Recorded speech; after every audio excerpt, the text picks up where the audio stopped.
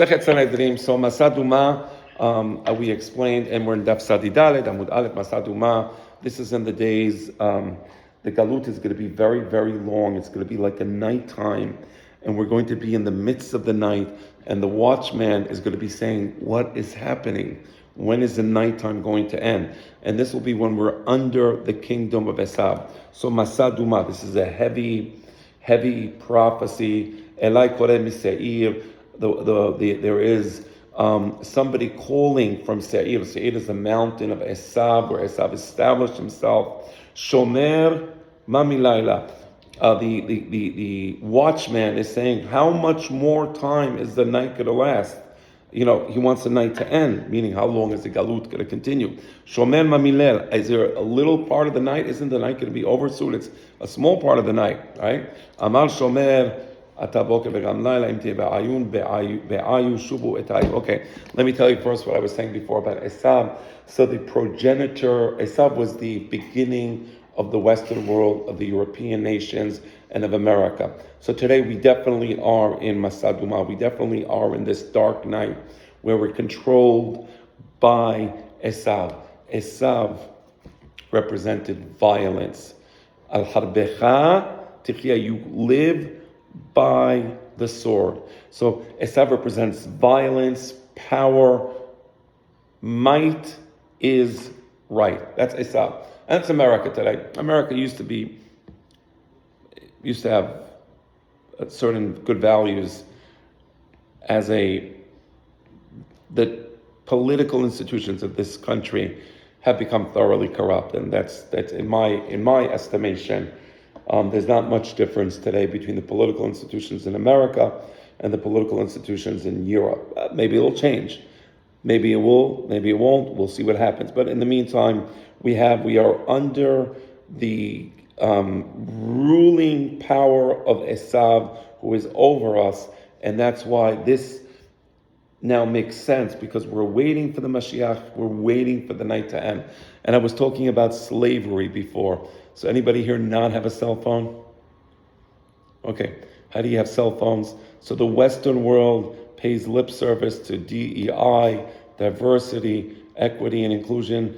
If you're white, by the way, did you know that you're a racist? By the way, you're white. You're less white, actually. You have a tan, so maybe you're less of a racist. You don't have a tan. You have white skin. Do you know that you're a racist? Wait, do you agree or do you disagree? That makes you even more of a racist. The fact that you don't realize what a racist you are actually shows how much of a racist you really are. So we have DEI. The purpose of DEI is to teach us all how we're racist, because the Western world doesn't depend on slavery anymore. It's not like when we were having the slaves pick cottons in the cotton fields for us. Today, we're far more sophisticated. We don't have slaves in the cotton fields. We have slaves in the African mines, and they get rare earth metals so that you can hold your phone and send somebody a text message. So all of these devices, all of the technology of the Western world depends on slave labor. And I mean slave labor, I mean people who live in complete destitute conditions, penniless, don't have clothing, go to the mines half naked, and work in conditions that are just unfathomable. I wouldn't say that they're worse than the slaves in the cotton fields, but they're certainly as bad as the slaves in the cotton fields. Joe Rogan had a great show about this, where the person went into Africa, he went to these mines, and he took videos. I don't think that people knew that he was taking videos, and you see what's happening. It's simply unbelievable. I was telling you how earlier today I saw a video of a young group of blacks in Africa who were just captured, and they were captured for the purpose of slavery. You see them half naked, literally huddled together, hundreds on the floor, literally crushing each other, because they're all asked to squeeze in the small area. The guys say, stand up, they stand up, sit down, and they're terrified. They're teenagers, they're teenage boys. They're going to send them to work in the mines. This is the Western world today. So is there slavery in America? Of course not. You can't say African American, that'll offend somebody. You can't appropriate, I can't wear some African garb. But we have slaves. We rely on slavery, and we become rich from slavery. That's the simple truth. So cut the bleep, bleep, bleep, bleep, bleep, bleep, bleep. Okay. I also want to bring to your attention, I was about to speak about France, the great culture of France. Harambam once said that the one thing he hated the most was when he would enter a French house, it smelled horribly because they have the worst, most disgusting food, from the octopus to the squid to whatever. You said snails, right? Snails, roaches, or chocolate-covered roaches. Anyway, the French, but they're very cultured. They're very cultured. So I want to tell you something about France, and this has to do with Isa, because my father wrote about this. He wrote about how the Spaniards and Europeans from the Middle Ages, they needed slavery because through slavery you were able to get honor. Honra. In Spanish, they talk about honra. What's honra? Honra means I'm a very rich person and I didn't work for my money. I use slaves and I can basically spend the day doing nothing and I have slaves working for me. So that's why the Spaniards, they were so keen on coming to the New World, getting gold, getting slaves, and that was part of their honra, part of their honor. So today, of course, you say that it's different. Okay, let me tell you about France. I said I'm going to tell you about France. Do you know that France actually practices black slavery? Let me explain what I mean by that. Today, there are 14 African countries. And you just check this up on Google. I mean, Google, and you see 10 websites that tell you about it. There are 14 African countries that pay a colonial tax to France. Okay. Where does the money come for the colonial tax? First of all, the colonial tax comes out to half. You ready for the number? $500 billion.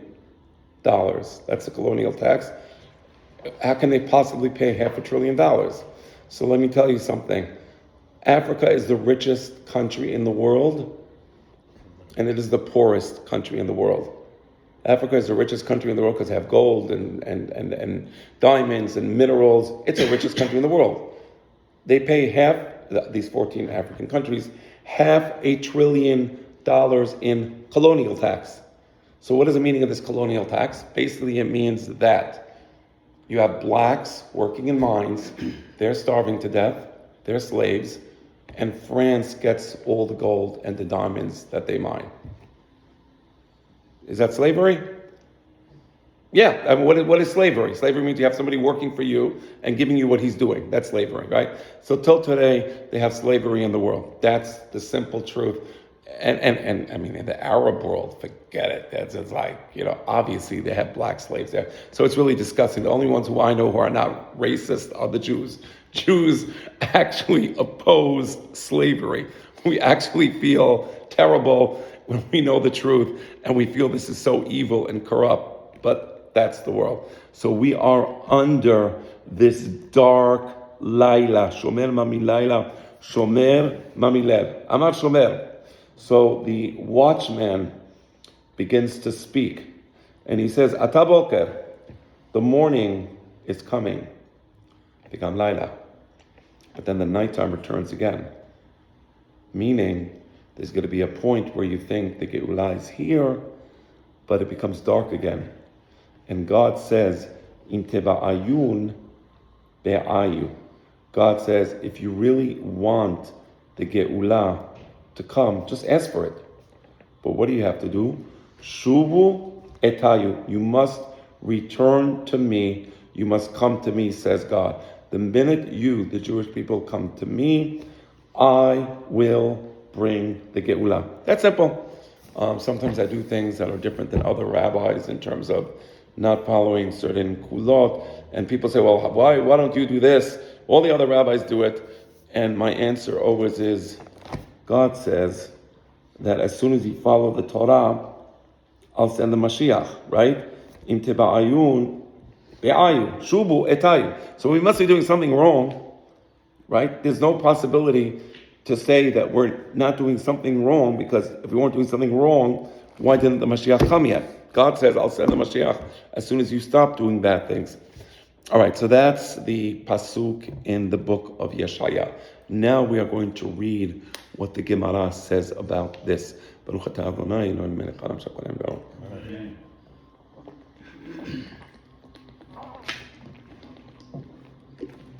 All right, and here goes.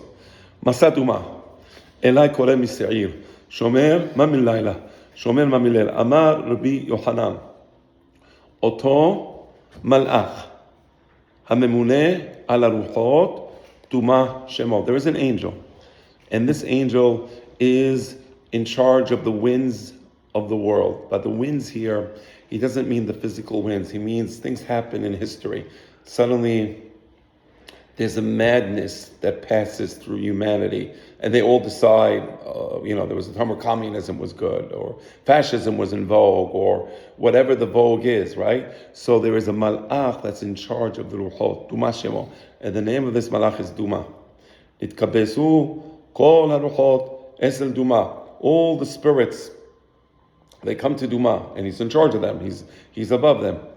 Amnu lo, shomer ma milayla, shomer ma milel. And these spirits, they are telling him the following pasuk. Shomer ma milayla, shomer ma milel. They're asking Duma, meaning the spirits under Duma, are asking him, when is the galut? When is the galut finally going to end? Amar shomer ata boker beram laila im teba'ayun be'ayu shubu etayu. And then Duma answers them, you know when it's going to come? There's going to be morning and there's going to be night, and then you're going to have to make teshuvah, and you're going to have to ask Hashem, I want to return to you, and the minute you do that, it'll happen. So I interpret this, what does this mean? So when in 1948, that was the Ataboker, that's when the morning came, and everybody said the Geulah is here, the Geulah was here. And a lot of great things happened to the Jewish people. And there's going to come a period of nighttime. So the period of nighttime is Gog uMagog. And the book of Zechariah actually describes Gog uMagog as a night, that suddenly it's going to be night, and there's going to be no light, and it's going to be cold. And then when the Geulah happens, it's going to be like suddenly there's going to be a light coming out again. So this is aligned with the book of Zechariah. So what I'm saying is that the Boker that Yeshaya was referring to is the Boker of the Geulah, 1948, and the Laila is going to be the Laila of Gog uMagog, and then the Jewish people are going to make teshuvah because Gog uMagog is going to be so difficult that they're going to return to God, and then it will be the real Geulah, the final light and the final Geulah. So you understand the way the Gemara and the book of Yeshaya are intertwined. Yes, Jeff. Yeah. Why do we have to go through Gog and Magog in order for everybody to see the light, to come back? I mean, is it always that in human nature that we have to, far off from it and then get scared and fear and then bring us back? I mean, it seems like that's the system that it's always been.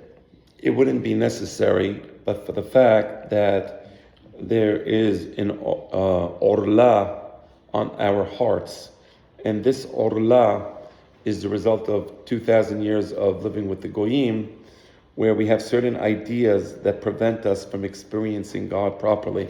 That's why the Pasuk says,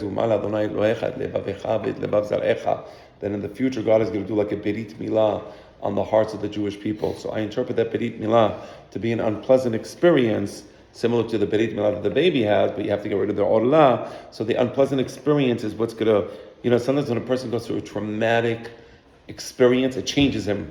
Yeah. Like, by the way, October 7th changed many people. Most of us were changed. We're not the same people. It wasn't enough. There's going to be right. I mean, I hate to say it wasn't enough, but how can we even say that? But you see what's happening in Israel. I mean, Israel is like, it's like a mental institution. Anybody who has a any problem, go block the roads. Everybody's blocking. So you have the left-wing people blocking the roads, the Haredim blocking the roads. Yeah, I remember when I used to work in Israel, they had the people in wheelchairs blocking the road. And I used to always say, can't police just push them to the side and let them protest on the side? But it's not like they're physically capable of stopping the police from putting them on the side. And people got how can you say that? I'm not saying they can't demonstrate, just put them on the side of the road. I'll hold the signs for them. Why are you blocking traffic? So it's there's a lot of craziness in the country. Everybody is agitated. Everybody, I'm upset. You know what? My mother-in-law was mean to me. I'm going to block traffic now.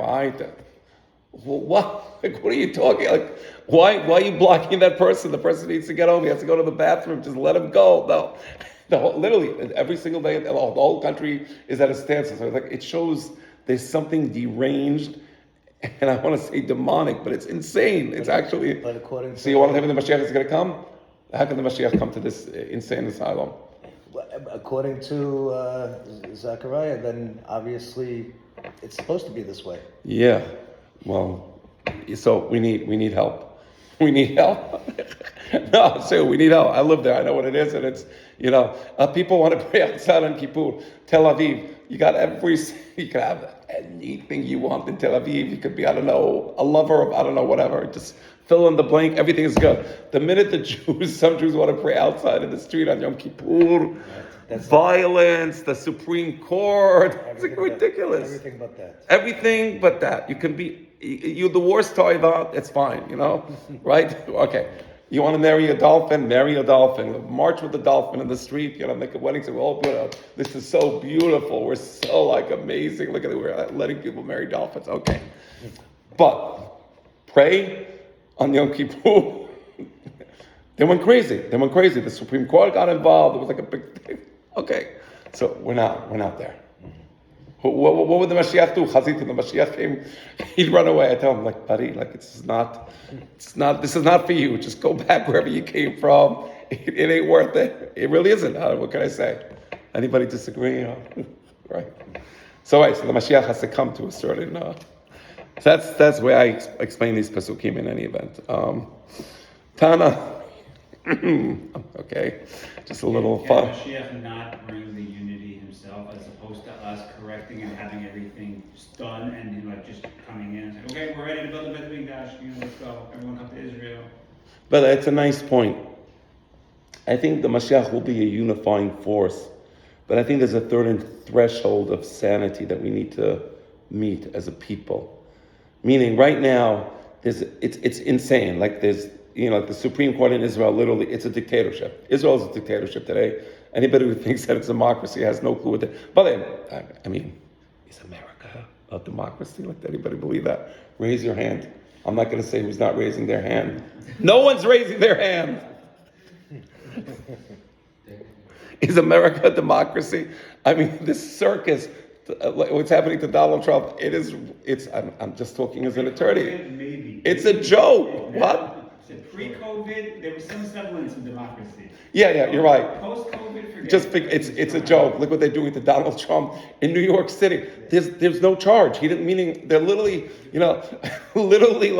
they spend millions and millions of dollars closing the streets and bringing all these attorneys and doing all, and the guy's sitting there in court all day, and there is no charge. This is if anybody went to a law school final, and tried to pretend this was a criminal charge against Donald Trump, he'd get an F. There is nothing happening. He didn't violate a single thing. And the star witness, this is the greatest joke in the world, the star witness, Michael Cohen, it ended up that with respect to the money that supposedly was a campaign finance violation, which it wasn't, because I'm pretty sure that Donald Trump doesn't actually sit down and do his own books. I think he might hire somebody to do that. I know that when I have financial statements, I have somebody do that. It's called an accountant. Right? I don't think Donald Trump actually sat down. Wait, it was $100 for beer. Right? But anyway, the person who supposedly is testifying against him ended up that he embezzled. He admitted it too. He admitted it in court. The crime that he admitted, for which he's not being charged, is a higher class of felony than the crime that Donald Trump never committed, obviously, because there was no evidence, and it doesn't make any sense. It's hysterical, and the statute of limitations expired. Right. So bottom line is, the world is insane. People are insane. Israel is insane. But there's wonderful people in Israel. I have to say this for the record, and I mean this. The people who live in Israel, they are wonderful, wonderful, wonderful human beings there. They really are. At a high level of Kedusha. But the system is insane, and it engenders insanity. All right. Tana mishum Rabbi Papayas. Genai hu lehizkiya v'siyato שלא אמרו שירה עד שפתחה הארץ ואמרה שירה. And Rabbi Papayas confirms what we studied 2-3 weeks ago, that yes, it's an embarrassment to King Chizkiah and his people, his advisors, that not one of them said, let's say a song thanking God, and instead the earth had to open up its mouth and say a song in front of HaKadosh Baruch Hu. שנאמר, מכנף הארץ זמירות שמענו, סביל הצדיק. כיוצא בדבר אתה אומר, ויאמר יתרו. A similar type of situation. So this is when the Jewish people crossed the Red Sea, Kiryat Yam Suf. And a few weeks later, Yitro comes to meet Moshe Rabbeinu by Har Sinai. And this is what he says. ויאמר יתרו, ברוך אדוני, אשר הסיר אתכם מתחת יד מצרים. So he says, Beracha unto Hashem, that God saved you from the Egyptians. That's what Yitro says. The Gemara notes, Tana Mishum Rabbi Papayas, Genayu leMoshe v'shishim libo she'amru baruch ad sheba Yitro. So he says, it's not nice that Yitro, when he hears all this story, he says, Baruch Hashem, look what he did. And meanwhile, Moshe Rabbeinu and the Jewish people didn't say Baruch, right? They said, Az Yashir Moshe Rabbeinu said, Shirazot Adonai v'yomeru lemor. But you don't see the word Baruch, right? That's a powerful word. So we say Baruch Atah Hashem, that has a certain power to it. Yitro used the word Baruch. That's a higher level, right? Ve'amar Baruch Hashem, right? Yitro said those words. Vayihad Yitro. Continuation of the verse. What does it mean? Vayihad Yitro. So some Mefarshim say milashon chedva. He was very happy. Vayihad, he became happy when he heard all the miracles that happened. Rav Shmuel. Rav Amar she'avir chayrev hadda al besaro. Ushmuel Amar she'ne'esa chidudim. So it's very interesting. It's a machlok between Rav and Shmuel. What does it mean? Vayihad Yitro. So one explanation, we don't know who said what, but I'm sorry, Rav, no, I misspoke. Rav said that He'evir Hareb Hadda al Besaro, meaning he was so overwhelmed by what happened that the Vayihad, had means the word sharp. So Vayichad, he took something sharp, meaning he did Berit Milah. He did Berit Milah on the spot as an act of being affiliated with the Jewish people. He did Berit Milah. Vayichad Yitro, that's one explanation. Ushmuel Amar, Shene'esa chidudim kol besaro. Shmuel gives a different explanation. He said his body he was so amazed that his skin filled with goose pimples. He was like he couldn't believe it. He was overjoyed. Right? There are two explanations. One it means Vayachad Yitro. Again, we see Yitro was a special person, and he did say Baruch. He did say the Shirah, the proper Shirah to God. Amarav, Hayno de Amnein She, Giyura ad Asara Dare La Tivze Arama'e Kameh. Interesting. Rab says the following, that and it doesn't. I explained it more according to the Peshat, but that's not the intention of the Gemara. The intention of the Gemara was a little different than what I explained. So I want to go back to the word Vayihad in the sense of goose pimples.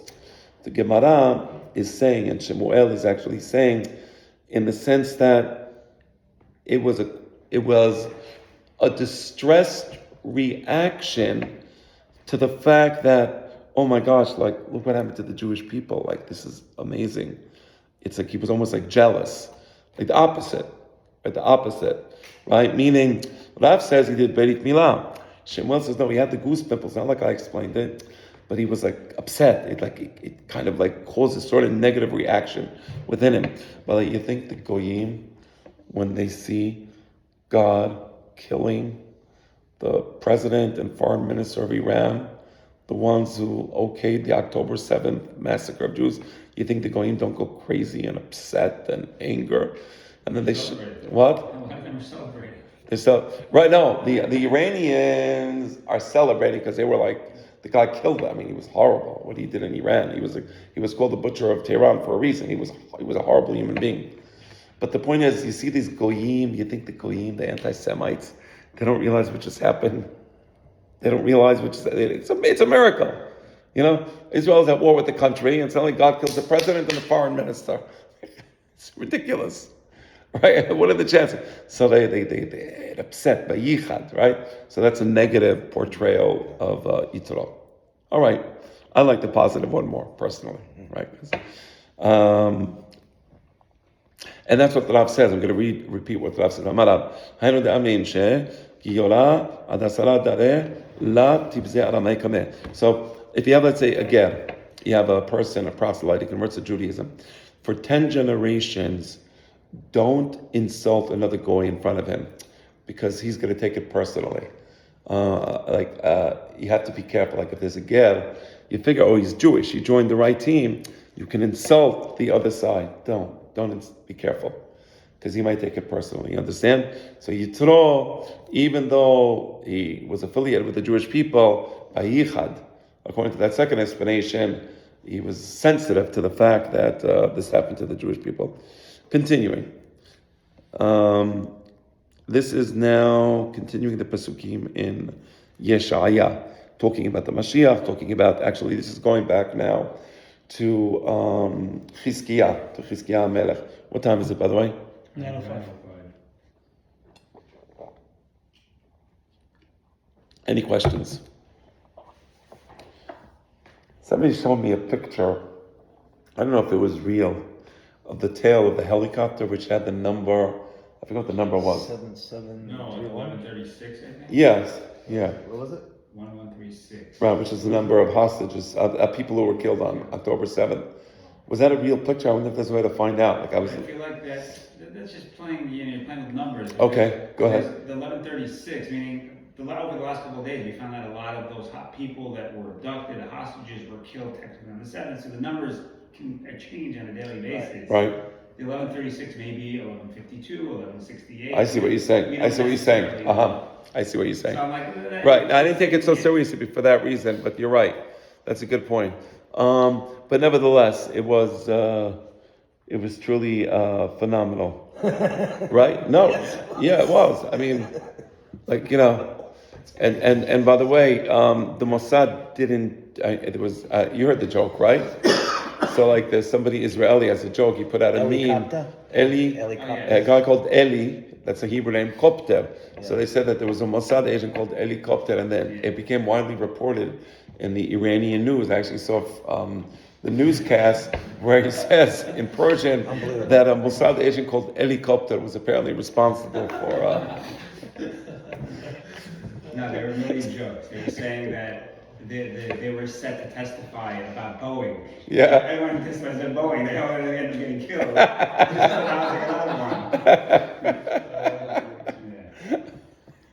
Yes. Another one, they're saying there's another Mossad agent called Avi Ron. They're playing Avi Ron. No, what's funny is like they posted on the Hamas Telegram account that Mossad agent helicopter. Okay. This is the intellectual level. Which was a cute one. I listened to this guy, Tusi TV. Yeah. You should check him out. He's so pro. Instagram? Yeah. No, on YouTube.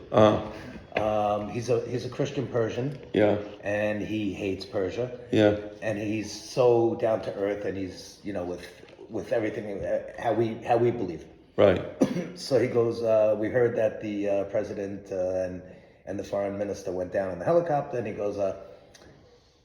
They didn't know what happened. It just went down 2 hours earlier. He goes. So let's have a moment of silence for the helicopter. Ben Shapiro did the same thing. Ben Shapiro, he started his podcast. He says a tragic event happened yesterday. A helicopter crashed in the mountains close to Azerbaijan. Very sad, a destroyed helicopter. And then there were some people on the helicopter also. That's like very funny the way he put it. Anyway, fun times. Right, I think it's a very big thing that we're seeing more and more open Open what? Open miracles. I don't really see this as a closed miracle. Yeah, it's almost, yeah, it's a Yad almost Hashem. like, if we look and see where it's not meant to be hidden. Yeah, We're yeah. supposed to see this happening. Yeah. It'll be written up. But we don't know exactly what caused it, or No, but it was Yad Hashem. It was obvious Yad Hashem was president Is of it a. possible that the Mossad did something? No, they didn't. I'll tell you why. Because They didn't find the pilot. They didn't No, find I'm it. kidding.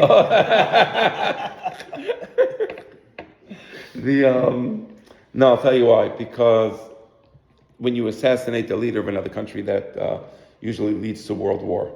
And in this case, assassinating the leader of another country would lead to world war. But Israel wouldn't get any benefit from assassinating this specific individual. What Israel has been doing, if people don't know about it, is they've been killing all the military leaders of Hezbollah and all the Iranian military chain of command above Hezbollah. They've been that's specifically Israel, because it has a strategic benefit. They have a very big problem now. Like Hezbollah has an issue because they want to wage the war against Israel. I mean, this is just the prelude to what's going to happen, and inshallah it shouldn't happen. But if there's an actual war with Hezbollah, it's going to be a very horrifying event. But the thing is, Israel killed a lot of the chain of command of Hezbollah, a lot of them. They just knocked one off within the last 24 hours. Exactly. So they're killing them off literally. Yes, literally picking them off one by one. So there's a leadership that's worth it for Israel. But to go after a person like that, what's the benefit for Israel? I could be wrong. They're the head of the snake, so you take them out. They're feeding Okay, everybody. take out the Ayatollah. I would say take out the Ayatollah. I know, but I'm saying, okay, you get eventually, Yeah, okay, maybe it could be. But even if it was Israel, it's a miracle. I mean, come on, what country in the world does these things? That was a good time for Israel to go and attack Iran. Yes. I've been saying all along, now is the time, especially that we're at odds with Iran, now is the time to, because the people themselves, the population are not happy with the leadership. Yeah. They want a regional government. Now's the time to give them that backing. Yeah. And say, here, guys, go ahead, we'll back you up. Yeah, interesting. Give me a moment. I need to. Can't happen. Did you hit pause on the recording? No, it doesn't pause. It's an iPhone. It's fine. I can give the class and stuff. No, I truly think that now is a good time to hit Iran. When the guard is down, they're all depressed. We need the civil war. We need them to kind of self-destruct from within. At the same time, though, We just give them a little bit of a push, and now, okay, go ahead. You used to say you can't send guerrillas in to do that. Guerrillas, you send them in. Black flag operation, don't get caught. Fund it. I'm sure there are people that want to rebel against the Iranian government. Fund them, show them how to do guerrilla warfare and watch them. People themselves, we don't need to fund anyone. But I was referring to go after the nuclear reactors The right now. majority of the population That would have been against good. the government. Majority of the population, firearms and weapons, and give them the tools and the strategies, teach them guerrilla warfare, and watch the country implode. You read different reports, some people say that they acquired nuclear weapons and everything, so who knows if it's true or not. We should have hit the It's reactors. imploding there. We should have hit the reactor today. We should No, have. that's first of all, they scattered it all over the country. We should hit all way below ground. It's not. They learned from Israel's attack on Iraq in the '80s that they just flew overhead and bombed the facility. They're doing everything underground. We're gonna have to do it eventually. Eventually, They you're gonna have to. can't. Otherwise, they would have retaliated. They would have hit it when Israel retaliated. They would have hit it if it was something that was easy to target. It's not. Rabbi, also, I have a question. Can we look at the fact that Israeli soldiers are able to take out heads of military with ease? You see a new one almost every. It's Yad Hashem. Can that also be considered Yad Hashem? Yeah, it is. I believe it is. It's unbelievable. I mean, nobody does this. Nobody does what Israel does. It's unbelievable. The fact that we almost wiped out Hamas in this as fast of a time as we did. Nobody understands it. It's Israel. The military is just unbelievable. It's Yad Hashem. And by the way, my son, and maybe we'll just end with this because I realize it's late. But my son, when he was, we were in Allenhurst for Pesach. My son is a Hazan. You probably heard my son maybe online. No, I'll send you. Oh, you didn't? I saw a picture of him when he got out of Gaza. I'll send you. Gaza, yeah. So they wanted him. So they take him to the synagogue in Deal to be Chazan in Allenhurst. So I figured I'd join him. And when he was there, he gives classes. I gave classes. It was very nice. And he spoke about what happened when they entered Gaza, and he spoke about what happened inside Gaza. And you really, like, you hear the stories, and it's just you realize it's the protection of God. It's really powerful. It really is powerful. Like He saw miracles. yeah. He said like there were situations where he literally felt like it was extreme danger, and he literally felt Hashem was there. There was malachim there protecting them. Like there was just crazy stuff. So even like there's a lot of things we don't know about, but there's a lot of miracles. There's a lot of nisim and niflaot. It really is incredible. It really is incredible. He had some really beautiful stories. To tell.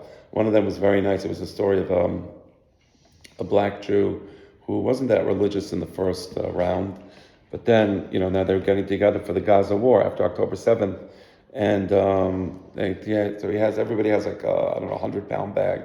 So he asks this guy if he has any extra room in his bag. So he opens up the bag. He sees like old books, like the Kuzari, Tanakh, Rambam, and like my son is looking at him. He's like, "What is this? Like, you're going into war with this? Like, where's your stuff?" He said, "No, like, I'm not going without this stuff." So, but you need extra stuff. He said, "I'm not going without these books." So now when they're in the trenches and they're getting shot at, so they have like 2 or 3 people like doing the shooting, and then the rest are cutting like duct, and then they switch places, right? So he says that when they were like in the duct position, this guy was taking out the books and studying. The guys, when you switch turns, okay. And my son told me like they would actually study together. Like it strengthened him to see this the passion for this guy. He wasn't so religious initially, but after October 7th, he was like he saw the light. I guess you can put it that way. Anyway, all right. Well, Belina, we'll continue next week. All right. Thank you.